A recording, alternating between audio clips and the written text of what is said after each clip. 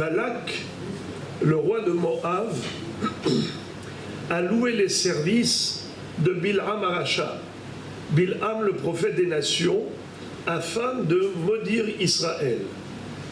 Il s'est rendu compte que ce peuple, Am Israël, n'est pas un peuple qui vit selon les règles de la nature. Balak a perdu espoir d'aller livrer guerre à Israël par des moyens conventionnels, avec des armes classiques de toute armée qui suit le service militaire, la stratégie normale. Or là, il a dit, c'est peine perdue. C'est une bataille qui est perdue d'avance. Vu que Am Israël est un peuple qui est divinement protégé, il est sorti d'Égypte miraculeusement, il a traversé la mer Rouge miraculeusement, tous les Égyptiens sont morts noyés par la suite. Dans le désert, c'est la manne céleste qui tombe du ciel pour leur donner à manger, les nourrir directement. Ils ont la parnassa devant l'entrée de la tente. Be'er Miriam qui les accompagne, les nuées de gloire qui les protègent des intempéries. Ils ne souffraient pas ni de la canicule en journée, ni du froid glacial la nuit. Alors c'est sûr que c'est impossible de tenter d'attaquer Israël avec des missiles balistiques. C'était évidemment peine perdue. Alors, il a dit, il faut que je comprenne le secret d'Israël. Et il a appris, il a entendu que Am Israël est dirigé par un homme qui est extraordinaire, Moshe Rabbeinu, qui est envoyé par Hachem pour réaliser tous ces miracles. Il a dit, oui, mais quel est le secret de sa force? On lui a dit, En Koho et la Bapé. La force de Moshe Rabbeinu, elle est verbale.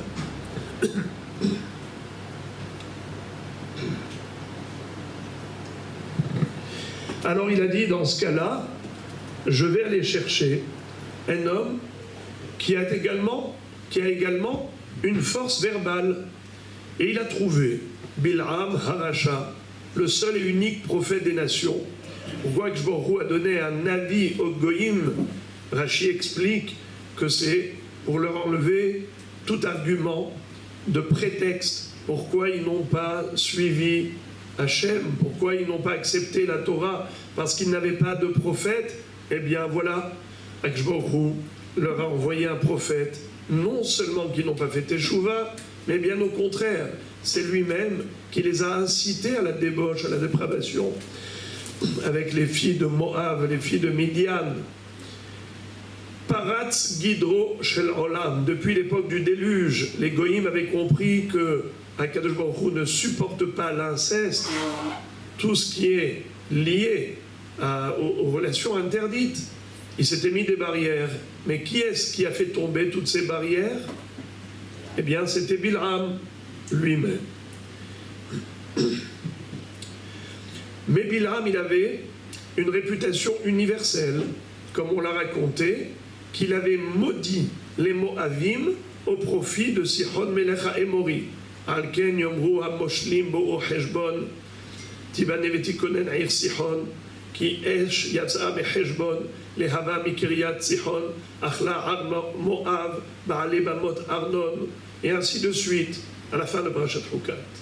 C'est comme ça que tout de suite après on a l'histoire où Balak sollicite les services de Bilham pour aller maudire Israël, sachant que lui aussi il avait un pouvoir extraordinaire, la force de la malédiction. Comme dit Rachamim, Yodea Da'at Elyon, il savait exactement quel était le moment précis durant lequel Akadosh Baruch Hu se met en colère pour pouvoir maudire. El Zohem Bechol Yom, Akadosh Baruch Hu il se met en colère chaque jour.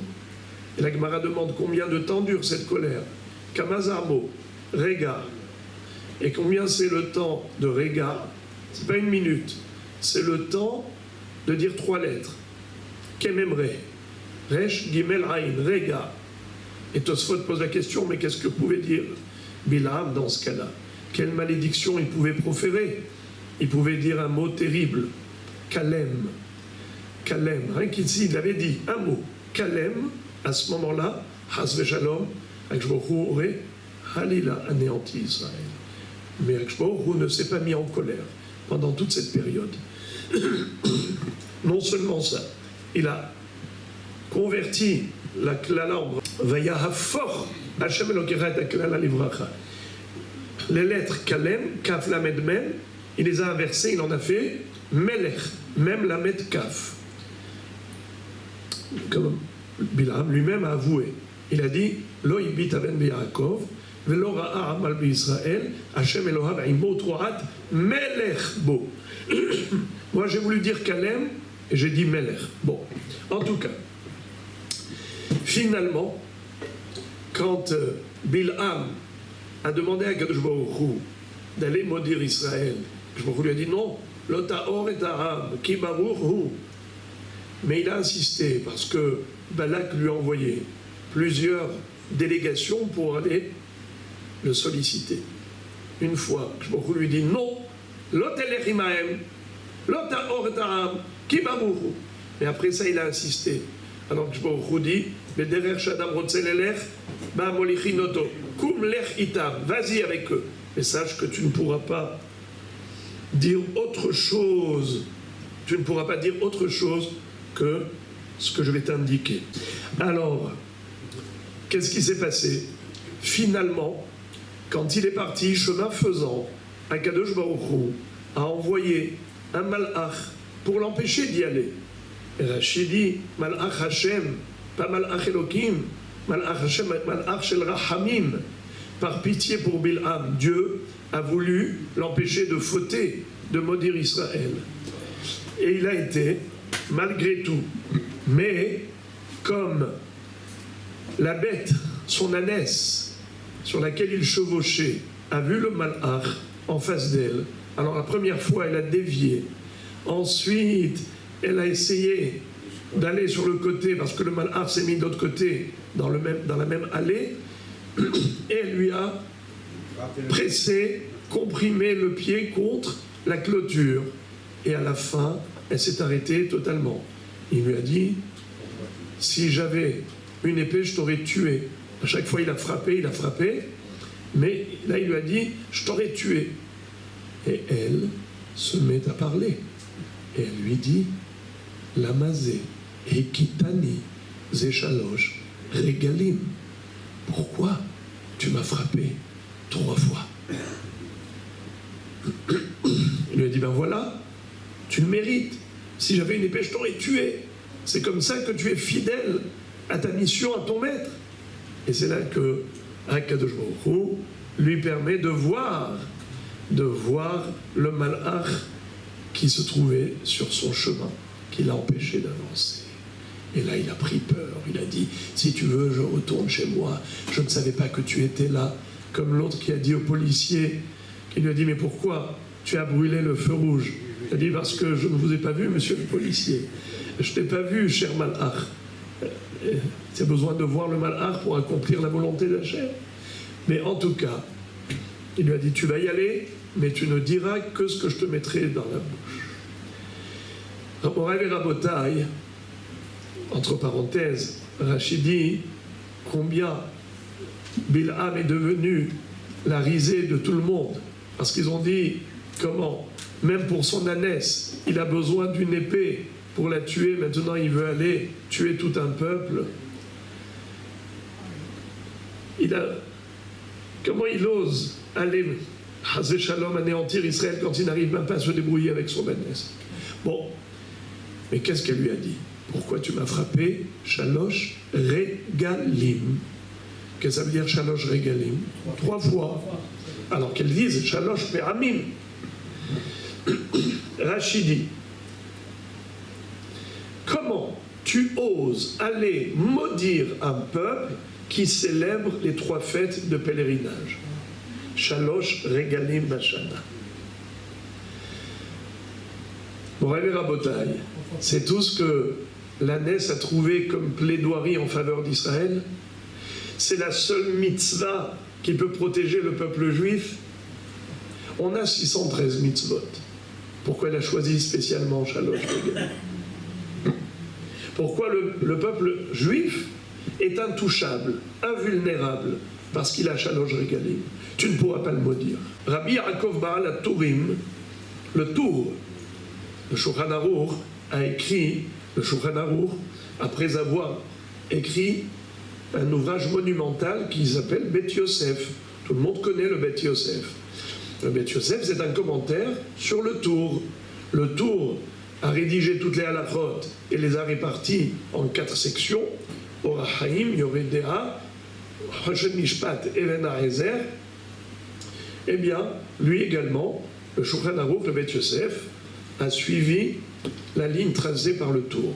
Le Tour, dans Ilchot Rosh Chodesh, il écrit au nom de son frère, qui lui a dit que les 3 fêtes de pèlerinage correspondent à nos 3 patriarches, Abraham, Yitzhak, Yaakov. Quel est le rapport entre Pessah et Abraham? Parce qu'Abraham a dit à Pessah, lorsqu'il a reçu la visite des Malachim, il a dit à son épouse, Louchi varasi rougot, va pétrir des rougot. Et dans la Torah, on retrouve encore une fois ce mot rougot matzot kilo hametz. C'était à Pessah qu'il a accueilli ses invités et qui lui a annoncé la future naissance d'Yitzhak. Yitzhak, quel est son rapport avec Shavuot? Shavuot, on a eu la Torah, durant laquelle il y a eu, juste avant Matan Torah, Vayhi kol ha-shofar holech vechazek me'od Moshe yedaber ve'Elohim yaranenu bekol. Et c'était quoi ce shofar? C'était le shofar shel Haïl Elo shel Yitzhak Avinu alav shalom. La corne du bélier qui a remplacé Yitzhak après la Hakeda. Et quel rapport entre Yaakov Avinu et Hag HaSukkot? C'est que il est écrit à propos de l'installation de Yaakov lorsqu'il a campé Vaïven lo bait ul miknehu asa Sukkot. Il s'est construit une maison et pour ses troupeaux, il a construit des cabanes Sukkot. Alors Sukkot, seulement ça paraît un petit peu léger, juste ça, c'est ça le rapport entre les 3 fêtes de pèlerinage et les 3 avot, parce qu'on a trouvé un mot commun. C'est beaucoup plus profond que ça. C'est qu'en fait, Abraham Avinu est l'innovateur du monothéisme. C'est lui qui a enseigné au monde entier la Emouna en Akadosh Baruch Hu. La Emouna a été renforcée, cette lumière de Emouna que Abraham Avinu a allumée, elle a été intensifiée par la sortie d'Égypte. Pessah, c'est la fête de la Emouna. Pessah, c'est le parachèvement du travail d'Abraham Avinu. Comme dit Rachamim dans le Midrash, Tashuri merosh amana. Tashuri merosh amana. Bazouk de Shirachirim. Rosh ha'ma'aminim. C'est qui Rosh ha'ma'aminim? Abraham Avinu. Yitzhak Avinu, par sa Hakeda, par sa soumission à Kadosh Baruch Hu, sa prédisposition à se faire sacrifier pour Hachem, cet amour de Yitzhak Avinu à l'égard d'Akadosh Baruch Hu a entraîné le Matan Torah. C'est-à-dire que si tout un peuple a pu proclamer à l'unisson Kol Asher Diber Hachem, Naaseh Venishma, on est prêt à accomplir la volonté divine, même sans savoir ce qu'il va nous demander, c'est une force qu'on a héritée de Yitzhak Avinu au moment de la Hakeda. Yaakov Avinu, lui, il a construit des Sukkot pour son Mikné. Vaïven lo bait ul miknehu asa Sukkot. Yonatan ben Uziel nous dit Vaïven lo bait zebet ul penna. Il a construit un Bet Hamidrash. Mais le Bet Hamidrash, c'était bait. C'est quelque chose de kavoua, c'est quelque chose de solide, des murs en dur. Alors que pour le troupeau, des cabanes. C'est une façon de dire que Yaakov Avinu a relégué la valeur matérielle au second plan. Ce qui était important pour lui, Baït, c'est Bet Hamidrash. Alors que Mikneu, les biens matériels, ça c'est Sukkot. Tout ça c'est précaire, c'est une vie matérielle, certes qui est nécessaire, mais on sait que tout est provisoire. Le matériel, c'est passager. Ça va, ça vient, ça vient, ça va. Et un jour, tôt ou tard, l'homme est censé se séparer de tous ses acquis, de tout son avoir, mais pas de son être. L'être, c'est la seule chose que l'homme prend avec lui, parce que c'est l'homme lui-même, quand il s'est construit spirituellement parlant. Alors, Morel et Rabotaï, c'est la raison pour laquelle nous avons, au travers des 3 fêtes de pèlerinage, la possibilité de nous rattacher et nous identifier aux 3 Avot HaKedoshim, Abraham, Yitzhak et Yaakov. Donc nous, on a hérité d'eux cette force de Al Shelosha Devarim Ha'olam Omed, à la Torah, à la Avoda et à Gemilut Hasadim. Torah, c'est qui? Yaakov Avinu, Yaakov Ishtam, Yoshev Ohalim. Avodat HaKorbanot, Avodat HaTfilah, c'est grâce à qui? Yitzhak Avinu alav shalom. Et Gemilut Hasadim, la bienfaisance, le Chesed, de qui on apprend? D'Avraham Avinu, notre patriarche. Alors, c'est vrai, nous, Am Israël, on s'investit régulièrement dans ces 3 valeurs, ces 3 dimensions. Mais parfois, il nous arrive de nous relâcher. Parfois, on n'est pas à la hauteur de nos ancêtres. Torah, Avoda, Gemilut Hasadim, on n'est pas à fond dedans. Alors, Akadosh Baruch Hu nous a donné la possibilité de faire Teshuvah. Regardez quelque chose d'extraordinaire. La Teshuvah, c'est ce qui nous permet à tous, même si on s'est relâché, de revenir vers Hachem et de se rattacher à lui à nouveau et de se renforcer dans les 3 dimensions. On a dit qu'il y a 3 régalim, Pessah, Shavuot, Sukkot. Mais il y a un 4e régel, lequel? Shemini Atzeret Regel Bifnei Atzmo.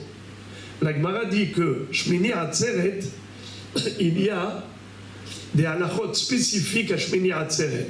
Pazar, Kashav. La Gemara dans Souka nous donne 6 halachot qui sont spécifiques à Shemini Atzeret, qui ne sont pas relatives à Sukkot. Bien que Shemini Atzeret arrive à la fin de Sukkot. Alors pourquoi on ne dit pas Arba'a Regalim? Pourquoi on dit Shalosh Regalim? On devrait dire Arba'a, puisqu'on a Shemini Atzeret. La réponse, Shemini Atzeret, à qui il correspond? Le Tour a dit que Pessah, Shavuot, Sukkot, ça correspond à Abraham, Yitzhak, Yaakov. Mais Shemini Atzeret, à qui ça correspond? Hein? Bravo! Kol hakavod. David Amelech, c'est le Maharam Galanti qui nous dit ça, l'un des grands Mekoubalim. Et il dit que Shemini Atzeret, ça correspond à David Amelech. Et David Amelech, qu'est-ce qu'il nous a enseigné? La Teshuvah. Comme dit la Gemara dans Sanhedrin, Ne'um ha'gever hu kam'al shehikim olah shel Teshuvah.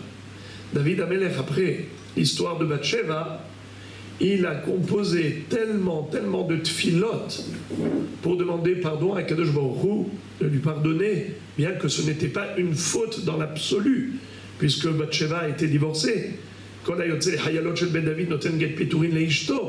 Mais malgré tout, même s'il n'y avait pas de faute dans le fond, mais dans la forme, il y avait un semblant de faute.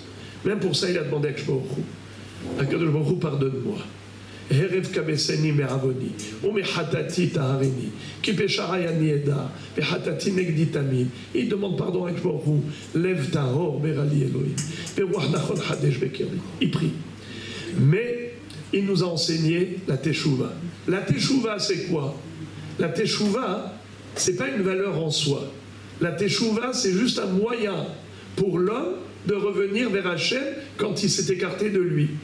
Teshuvah, Tashuv, Tashuv el Hachem. Eh bien voilà, c'est pour ça qu'elle lui a dit, comment tu oses aller maudire ce peuple qui célèbre les 3 fêtes de pèlerinage? Shalosh Regalim, ils ont 3 Avot HaKedoshim, Abraham, Yitzhak et Yaakov. Zechut Avot les accompagne, parce qu'eux, ils se rattachent à leur Avot, ils s'identifient à leur patriarche, à leur saint patriarche. Et ils essayent d'être mitrazek dans Torah, Avodah, Gmilut Chasadim. Même quand ils ont des écarts, n'essaye pas de les maudire, parce que Am Israël est toujours capable de faire Teshuvah, grâce à David Amelech, qui nous a enseigné, qui nous a tracé la voie de la Teshuvah. Donc voilà, Moraï Berabotai, grâce à cette possibilité de faire toujours Teshuvah, même si on s'est éloigné, on s'est écarté, on s'est oublié. Et Akadosh Baruch Hu nous attend toujours. Ki yemincha peshuta, vekabel shavim. Il nous tend sa main pour qu'on revienne vers lui.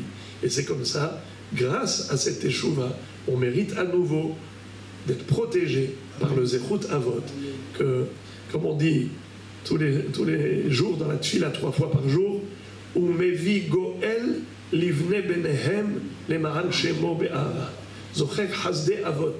Zocher hasde avot. Umevi Goel livne benehem le maran shemo be'ara. Grâce à Avotenu Akedoshim qui nous ont tracé la voie vers Hachem, eh bien, Akadosh Baruch Hu ne nous abandonne jamais. Comme on a dit, Hine lo yanum velo yishan shomer Israël, ni ne dort ni ne sommeille le gardien d'Israël, et qui nous protège ad biat Mashiach tzidkenu.